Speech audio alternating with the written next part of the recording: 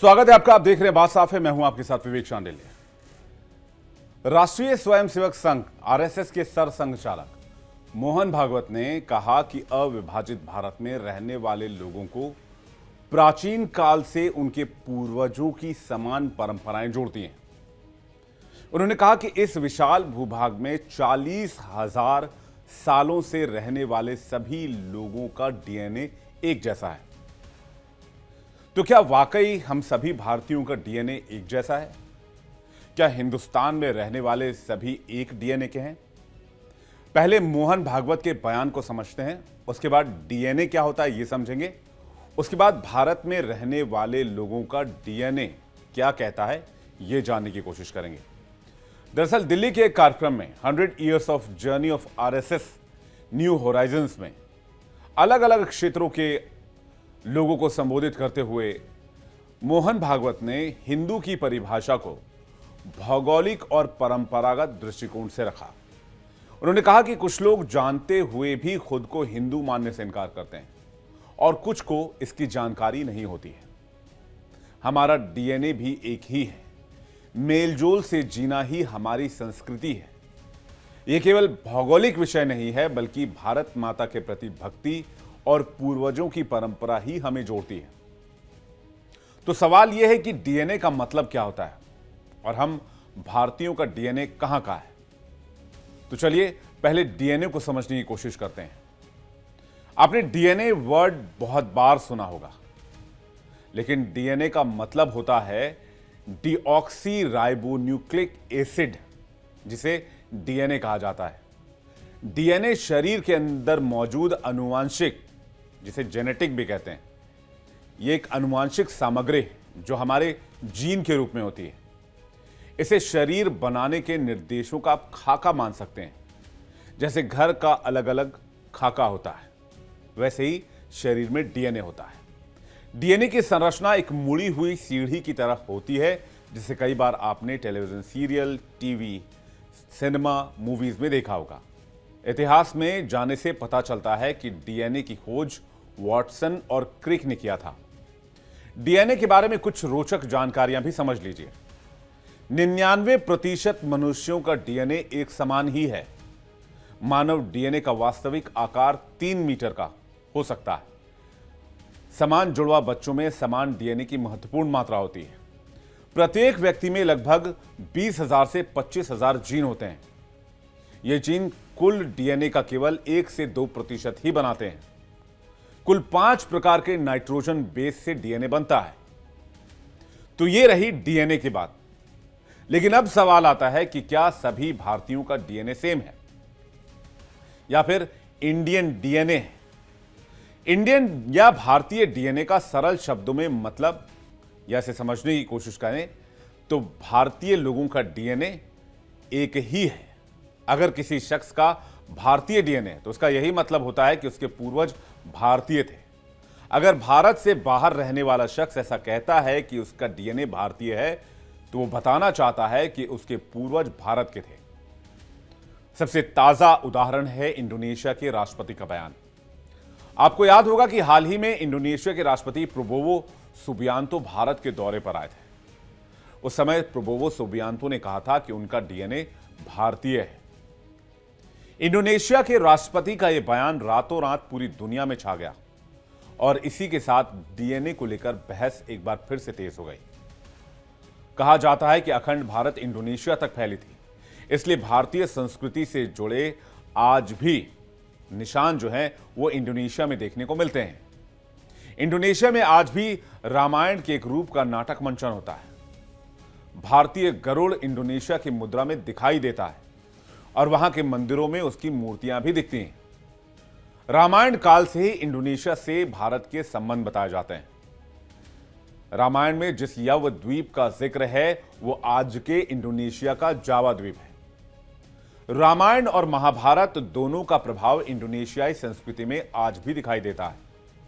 इसके अलावा इतिहासकारों को इस बात के पक्के प्रमाण मिले हैं जो बताते हैं कि प्राचीन काल से भारतीय इंडोनेशिया में आते जाते रहे थे और समुद्री व्यापार ने बहुत गहराई से दोनों देशों के भूभागों को जोड़ा हुआ था। ऐसे में हैरानी की बात नहीं है कि प्राचीन काल में भी भारी संख्या में भारतीय इंडोनेशिया में बसे और इंडोनेशिया में भारतीय डीएनए था। भारत इंडोनेशिया का यह संबंध आधुनिक काल में और आजादी के बाद भी अलग अलग स्वरूप में जारी रहा और दोनों देशों के बीच आज भी बहुत गहरे संबंध हैं। दिलचस्प बात यह है कि इंडियन डीएनए शब्द का इस्तेमाल भारत में रहने वाले लोगों के पूर्वजों के संदर्भ में ज्यादा होता है, जिससे यह पता चले कि क्या भारतीयों के पूर्वज यूरोप और पश्चिमी एशिया से आए थे। वैसे भारतीय डीएनए आनुवांशिकी तौर पर हाप्लो ग्रुप एच का बताया जाता है और माना जाता है कि भारत, श्रीलंका, नेपाल, बांग्लादेश, पाकिस्तान और मालदीव के लोगों में यही डीएनए मिलता है। इस जेनेटिक समूह की तीनों शाखाएं दक्षिण एशिया में मिलती हैं। जाहिर सी बात है कि जो बात मोहन भागवत कहना चाह रहे हैं उसका संदर्भ यह है कि इन देशों में जो भारत के आसपास मुल्क हैं, चाहे वो पाकिस्तान हो, बांग्लादेश हो, मालदीव हो, इंडोनेशिया हो, यहां तक भारत का विस्तार था और समय के साथ ये अलग अलग देशों में बढ़ते चले गए और साथ ही साथ अलग अलग प्रांतों और अलग अलग समूहों में बिखरते चले गए। लेकिन अगर इसके ऐतिहासिक पक्ष में अगर आप जाएंगे, इसके इतिहास को खंगालेंगे, डीएनए का परीक्षण करेंगे, तो मालूम पड़ता है कि सभी भारतीयों का या उस समय जितने भी देश भारत से जुड़े थे वहां तक का डीएनए भारत का ही डीएनए कहलाता है, यानी उनकी पहचान भारतीय डीएनए से जुड़ी हुई है। उम्मीद है आपको डीएनए के मतलब के बारे में और भारतीय डीएनए के विस्तार के बारे में जानकारी मिल गई होगी। तो ये तो रही डीएनए की बात, ये रही भारतीय डीएनए की बात और उसके विस्तार की बात। चलिए अब चलते हैं न्यूज रूम में और बात करते हैं मोहन भागवत के बयान का मतलब क्या है। मोहन भागवत आखिर क्या कहना चाह रहे हैं, उनके बयान का संदर्भ क्या है।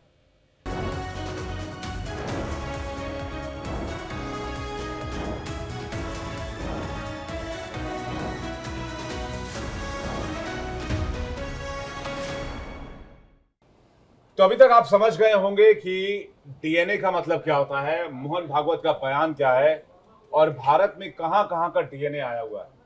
चलिए अब न्यूज रूम में विस्तार से चर्चा करते हैं। मेरे साथ मेरे सहयोगी आशीष सिन्हा मौजूद है, मेरे साथ पलक मौजूद हैं और मेरे साथ मेरे एक और सहयोगी मौजूद है। लेकिन सवाल इस बात का है कि भाई शिवम, सबसे पहले आपसे समझना चाहेंगे कि मोहन भागवत के बयान का संदर्भ क्या है, वो कहना क्या चाह रहे हैं। वो ये कहना चाह रहे हैं कि अगर हम हिंदुस्तान में रह रहे हैं तो हम हिंदू हैं, जैसे अफगानिस्तान में रहने वाले अफगानी, बांग्लादेश में रहने वाले बांग्लादेशी, पाकिस्तान में रहने वाले पाकिस्तानी, कजाकिस्तान में रहने वाले कजाकी, बलूचिस्तान में रहने वाले बलूची, या फिर ये डीएनए जो 40,000 साल पहले वाली बात की जा रही है, अखंड भारत वाली, उसको समझे, वो कैसे समझे। देखिए, एक होता है रिलीजन, एक होता है कल्चर। मतलब अब ये है कि भाई एक तो आपका कल्चर किस देश का कैसा है। अब अगर आप चाइना में रहें, आप चाहे वहां पर क्रिश्चियन हो, चाहे आप वहां पर बुद्धिस्ट हो, बट वहां का कल्चर वहां के बुद्धिज्म के अनुरूप जो है वो चल रहा है।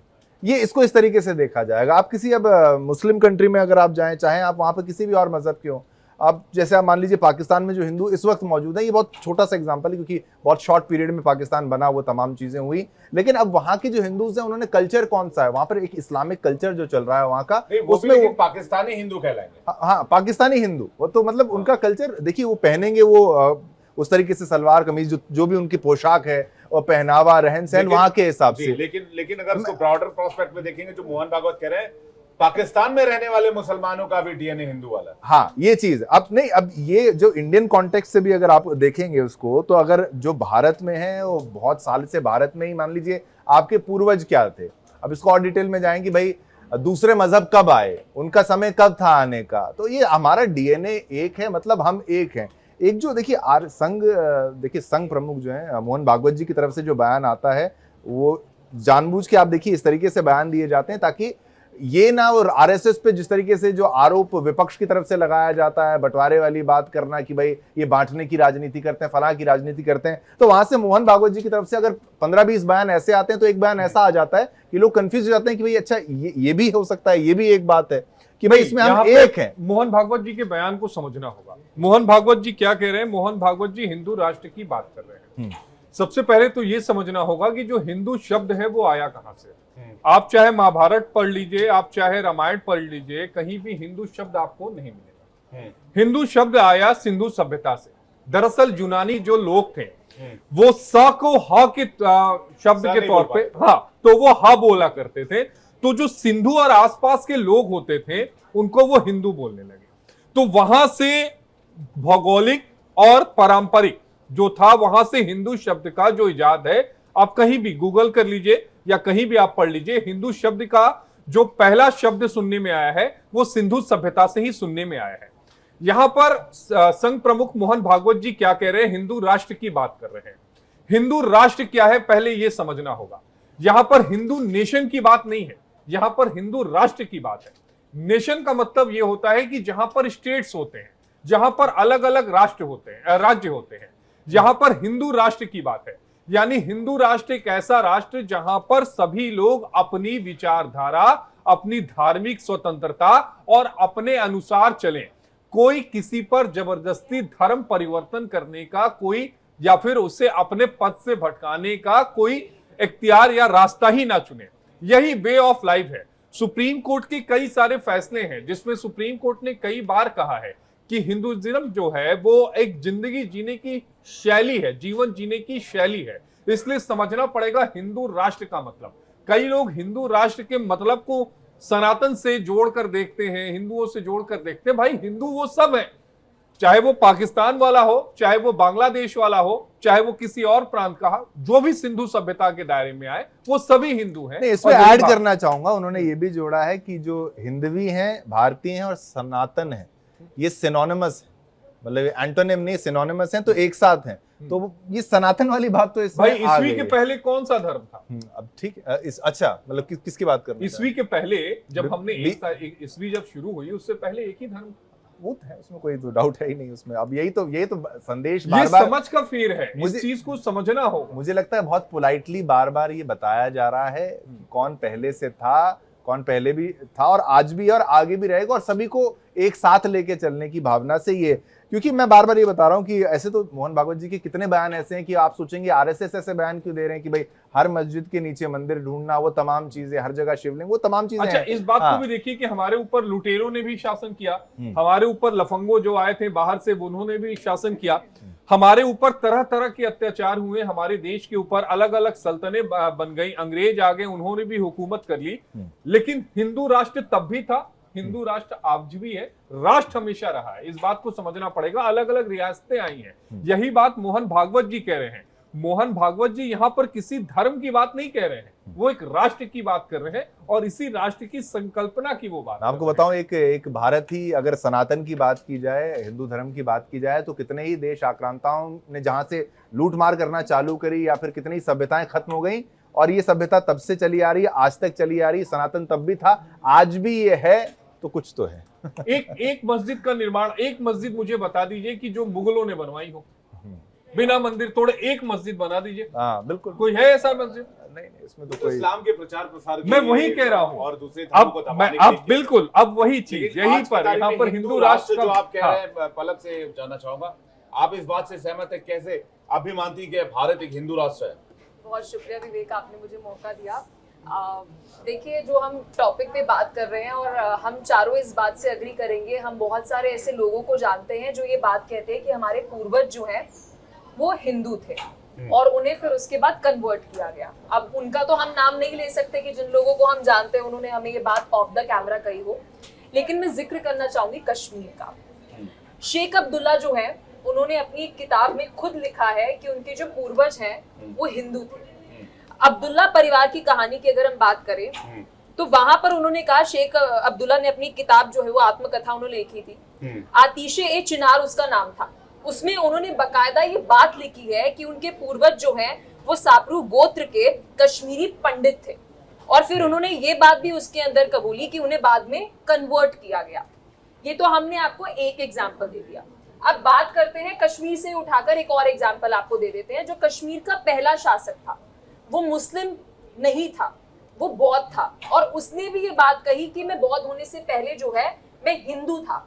यानी जिस मुस्लिम शासक को आप मानते हैं, जो सबसे पहला मुस्लिम शासक था, उसका भी अगर विवेक हम इतिहास जो है वो निकाल लें तो वो भी ये बात कहते हुए नजर आ रहा है कि मेरी जो एक्चुअल में ओरिजिनलिटी जिसको हम कह सकते हैं, जो हमारे डिसेंडेंट थे, हमारे पूर्वज थे, वो हिंदू थे।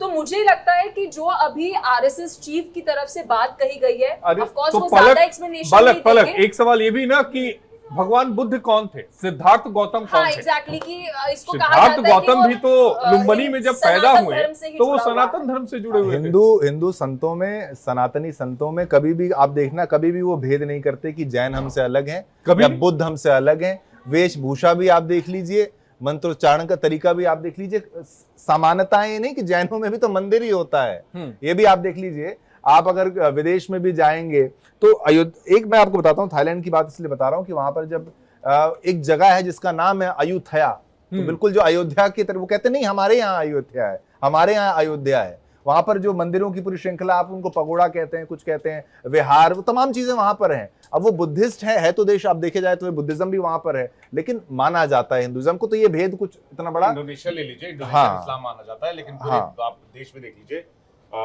पूरे देश में इस्लाम फॉलो किया जाता है, और पूरे देश में उनके रामायण और बाकी चीजों, कल्चर एंड रिलीजन वाली बात जो मैंने, वो वहां पर दिखाई देती है। दूसरी तरफ आपको याद होगा जो 76th रिपब्लिक डे था इसी साल का हमारा, तो इंडोनेशियाई राष्ट्रपति आए हुए थे जिनका नाम है प्रोबोवो सुबियांतो, और जब उन्हें डिनर दिया गया तो वहां पर काफी सारी बातचीत चल रही थी। तो वहां पर उस बातचीत में उन्होंने कहा कि मुझे आजकल जब मुझे देखते हैं लोग, तो मैं देखता कि मैं भारतीय संगीत सुन रहा हूँ और संगीत सुनते सुनते नाचने लगता हूँ। वो कहते हैं कि मेरे जीन का हिस्सा है, ये मेरे डीएनए का पार्ट है, और मेरा डीएनए भारतीय है, हिंदुस्तान का है, इसलिए मुझे इन चीजों के प्रति लगाव है। तो एक इंडोनेशियाई राष्ट्रपति का ये कहना कि भाई मेरा जो डीएनए है वो हिंदुस्तान का है, या फिर मेरा डीएनए जो भारत से जुड़ा हुआ है, तो ये एक अखंड भारत की जो एक चित्रण है वो सामने रखती है कि भाई हो सकता है कि ये जो इतिहास में जो चीजें बताई गई कि अखंड भारत का विस्तार कहाँ तक था, जिसमें इंडोनेशिया, सुमात्रा, बालियो, बाकी सब सारी चीजें, जिसकी कथाएं हम अपने पौराणिक कथाओं में भी, हिंदुओं के पौराणिक कथाओं में भी सुनते हैं, तो उसका जिक्र किया जा रहा है। लेकिन अब सवाल इस बात को लेकर है आशीष कि आखिर इन चीजों का जिक्र करके पाना क्या चाहते हैं। हमारा देश सेक्युलर है, संविधान में सेक्युलर शब्द लिखा हुआ है, देश संविधान से चलता है, कानून से चलता है, अदालतों से चलता है, संसद से चलता है। तो आखिर इस तरह की बातों को, कल को कोई मुस्लिम लीडर है वो कहते हैं कि भाई हमारी जनसंख्या 25 करोड़ है, हमें वो एक मुल्क दे दो। कल को कोई और उठ के कहे कि भाई हमारा डीएनए जो है वो मुगलों का डीएनए है, तो फिर इसका कहीं अंत तो नहीं है।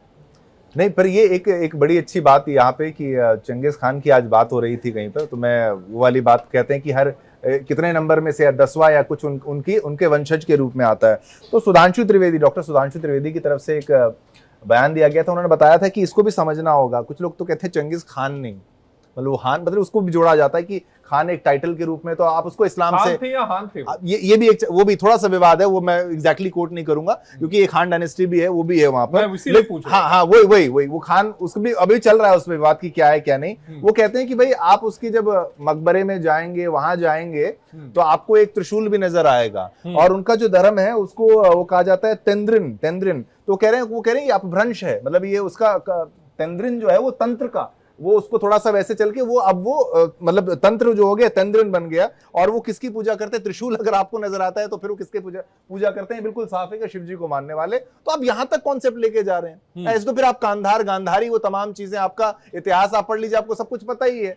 तो ये कॉन्सेप्ट नहीं है बार बार जो अफगानिस्तान, पाकिस्तान, बांग्लादेश, ये तो जो नई संसद में जो नक्शा लगा हुआ है, और आगे भी जा सकते हैं हम, और बहुत कुछ बोल सकते हैं, लेकिन फिर कुछ लोगों को बहुत बुरा लगता है। नई संसद में नक्शा लगा हुआ है। अगर हम इतनी पास जा रहे हैं तो फिर मिडिल ईस्ट में बहुत सारे हिस्टोरियन जो है वो जिक्र करते हैं कि एक समय वहां पर आप अमेरिका भी चले जाइए, आप अमेरिका, लास वेगास, आप कहीं भी चले जाइए, वहां सनातन का आपको कुछ ना कुछ इतिहास अभी का मतलब बहुत पुराना इतिहास, 40,000 तो न्यूलिथिक एज में चला जाता है, या पोस्ट न्यूलिथिक या स्टोन एज के बाद की बात जो ये कह रहे हैं, जब स्टोन एज की बात है, लेकिन पूरे विश्व में अगर आप किसी जो संघ से जुड़े हुए लोग हैं उनसे आप बात करें जो एक्सपर्ट हैं इस मामलों के, तो वो बताएंगे पूरे विश्व में कहीं ना कहीं राम का नाम आपको, अब इजिप्ट में रामा सेजा, अब ये देख लीजिए, इसको भी लेकर एक वो है, तो जितना रिसर्च करेंगे तो फिर तो डीएनए केवल ये इस खंड का भी नहीं, पूरे खंड का ही आपको। 4 युग तो सनातन में ही है ना, त्रेता युग, सतयुग, द्वापर युग और कलयुग। बाकी तो सारा कलयुग में आया। अब तो रामायण काल को लेकर भी ये सवाल है ना कि रामायण कितने तो सतयुग में था, सतयुग उसके बाद द्वापर आया, फिर भगवान श्री कृष्ण है, उसके बाद कलयुग का युग आया, और तब से सनातन है। तो बरात सनातन पर चर्चा नहीं हो रही है, लेकिन जो विवेक ने सवाल पूछा नहीं है सनातन पे घूम फिर के है सनातन। नहीं, वो सवाल का जवाब देना बेहद जरूरी है। यहाँ पर बार बार लोगों को हिंदू राष्ट्र से डराया जाता है, बताया जाता है कि हिंदू राष्ट्र आ गया तो सभी को देश छोड़ना पड़ जाएगा। यही चीज यहां पर मोहन भागवत जी ने बिल्कुल साफ कही है कि हिंदू राष्ट्र का मतलब ये नहीं कि किसी को यहां से जाना पड़ेगा, किसी को रहना पड़ेगा। हिंदू राष्ट्र का मतलब हम सब एक हैं, जिनके भी भौगोलिक और जो परंपराएं, मान्यताएं जो है वो उस हिसाब से चलती रहेंगी, और हम सभी एक हैं, हम अलग अलग राज्य नहीं है, हम एक है। भाषा विवाद को भी, क्या बदल जाए? भाषा विवाद को भी उन्होंने एड्रेस नहीं कर लगता है दिया कि एक ऐसा मुद्दा डालने की कोशिश की जा रही है जो मौजूदा मुद्दे से अलग हुआ? हमारे पास बहुत सारे चैलेंजेस है, हमारे पास रोजगार को लेकर चैलेंजेस है, एजुकेशन को लेकर चैलेंजेस है, हमारे पास मैन्युफैक्चरिंग हब बनने को लेकर चैलेंजेस है, हमारे पास नए दौर की नई चुनौतियां आ रही, जिसमें टैरिफ वॉर है, जिसमें अमेरिका के साथ दो हाथ करना पड़ रहा है। बहुत सारी ऐसे विषय है जिस पर बात की जा सकती है, जिस पर मार्गदर्शन दिया जा सकता है। भागवत जी बहुत सीनियर हैं, वो ज्ञानी है, मतलब ये आप ये समझिए ना, तो मतलब ये तरफ से मैं कह रहा हूं, ये मुद्दा अगर दिया जा रहा है, क्या ये राष्ट्र चेतना का विषय है, क्या ये सामाजिक चेतना का विषय है, क्या ये हिंदू चेतना का विषय है, किस विषय को वो टच करना चाह रहे हैं? मैं इस पर एक तर्क देना चाहूंगी। आपने बहुत वैलिड क्वेश्चन पूछा, और बहुत बार डिबेट में हम देखते हैं कि जो लेफ्टिस्ट मेंटालिटी के गेस्ट बैठते हैं वो अक्सर ये बात कहते हुए नजर आते हैं कि हमारे पास तमाम इतनी सारी लिस्ट है मुद्दों की, तो हम उस पर क्यों नहीं बात कर रहे। देखिए, हर एक मुद्दे पर बात करना बेहद ज्यादा जरूरी है। मैं ज्यूज का एग्जाम्पल लूंगी, मैं क्रिश्चियंस का एग्जाम्पल लूंगी, मैं अलग अलग जो कम्युनिटी है, धर्म है, उनके लोगों का एग्जाम्पल लूंगी। आप कभी भी उस जनरेशन से, उनके लोगों से बात करेंगे तो उन्हें पता होता है कि उनके पूर्वजों ने क्या सहा है, उनके साथ क्या हुआ है। मैं जेनजी जनरेशन की हूँ, तो मैं एक बात कहूंगी, क्योंकि मैं इस इंडस्ट्री में हूँ इसलिए मुझे इस सब चीजों के बारे में ज्ञान है या पता है। अगर मैं अपनी ही जो मेरे क्लासमेट्स रहे हैं पहले, उनके साथ इस बारे में बात करूंगी, कुछ नहीं पता, उन्हें कुछ नहीं पता हिंदुओं के साथ क्या हुआ। अगर उन्हें इंटरेस्ट है बाय चांस तो उन्हें थोड़ी बहुत नॉलेज होगी, लेकिन हमारी जो जनरेशन है उन्हें पता ही नहीं है कि हिंदुओं के साथ क्या हुआ था, इन्वेडर्स ने क्या कहा था। उन्हें लगता है कि हम सिर्फ हिंदू मुस्लिम डिबेट चला रहे हैं, जबकि अगर फैक्चुअल चीजें आपके सामने रखी जा रही है कि भाई औरंगजेब ने क्या किया था, तो उन्हें पता ही नहीं है इस बारे में। और हिंदू, मुझे लगता है, एक लौती एक ऐसी आबादी हमारी है आने वाले समय में कि उनको पता ही नहीं है बॉस कि आपके साथ क्या हुआ था। क्या किसी ज्यूस को आप लगता है कि नहीं पता होगा, क्रिश्चियन को नहीं पता, नहीं पढ़ाया जाता है ना, बताया जाता है। जिम्मेदारी किसकी है? माँ बाप की है। तो वो कहते हैं ना कि नॉलेज होनी जरूरी है। जिम्मेदारी सिर्फ माँ बाप की नहीं है, आप नहीं, एजुकेशन इंस्टीट्यूट की हर मुगलों का महिमा मंडन किया गया। बहुत सारी चीजें हैं जो एलिगेशन लगते हैं, डिनाई नहीं कर सकते वो चीज है। लेकिन मैं फिर से वही पूछ रहा हूँ, आज की तारीख में अगर चाइना सेकुलरिज्म के इसमें फंसा रहता और सर्वधर्म संभाव और ये चीज, इन चीजों में उलझा रहता, और आपको ध्यान देने वाली बात यह है कि 49 में आजाद हुआ चाइना जहां तक मुझे मालूम है, और 47 में इंडिया आजाद हुआ।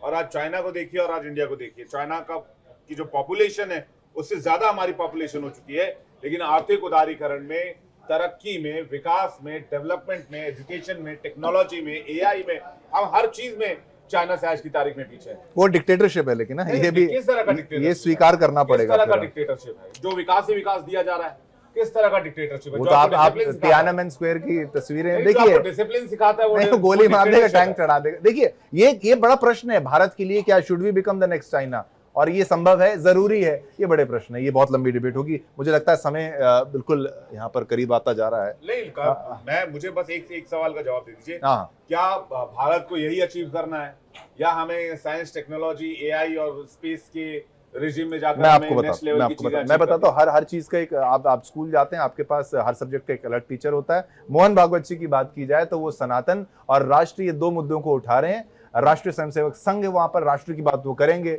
अब सेवा तो करते हैं वो, जिस तरीके से वो बात आती है। अब हिंदू का अगर कोई सवाल आता है तो दो एक पार्टी आती है बीजेपी जिससे सवाल पूछा जाता है, दूसरा एक ऑर्गेनाइजेशन है आरएसएस जिससे सवाल पूछा जाता है। बहुत कुछ बदलाव है अब तो। हिंदू लेकिन विवेक जो बात कह रहे हैं, बहुत सारे ऐसे बड़े और बहुत मुद्दे हैं, वो बहुत चीजों पर बोलते हैं। नहीं मतलब उनको क्या पड़ी है पढ़ने की? भागवत जी भी बहुत कुछ धर्म बोलते के हैं। साथ भी आगे बढ़ सकते हैं ना। जो चाइना कर रहा है धर्म वो के साथ एक ऐसी, आप देखिए अब एक कम्युनिस्ट होकर आप ये सिर्फ सोच रहे हैं कि हमें एक मकान है उसको तोड़ देना और विकास करना है, आपको सिर्फ विकास दिख रहा है। क्या वो चाइना long के term है? कम्युनिज्म पर भी विजनरी है। चाइना के कम्युनिस्ट पर भी कम्युनिस्ट जो सोच है उनके उस पर भी सवाल है।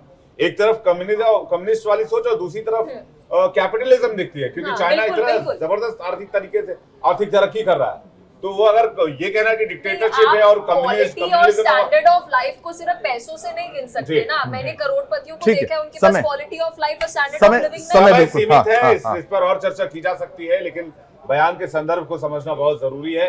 इसलिए भागवत जी जो कह रहे हैं उनके बयान के संदर्भ को समझना होगा। न्यूज रूम में फिलहाल इतना ही। इंडिया डेली पर खबरें जारी, वक्त ब्रेक का फॉलो।